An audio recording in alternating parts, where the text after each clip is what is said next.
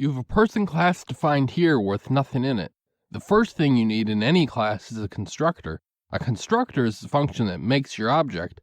For a constructor, you literally type out constructor and then do the formatting like it is a regular function. We want to be able to construct our person with a name and an age, so we'll put name and age as parameters of the constructor function. Next, we'll do 2 lines of codes that are very easy to copy and never actually understand what they do.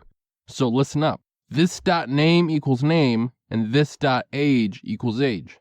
While it sounds like a lot of yada yada, what it means is when you make a person object, say Joe, assign whatever name you pass in to the constructor to be Joe's name, and assign whatever age you pass into the constructor to be Joe's age. All this talk about Joe, let's bring him to life. Let Joe equals new person with the name of Joe and an age of 24. So you make a variable called Joe, and then skipping over new for now, you assign to Joe the result of calling the person constructor and passing in Joe's name and age. Going back to the new, what does it do and why do you need it? Well, you have to use new because without it, JavaScript would treat the call to person like a regular function call and not create the new person object.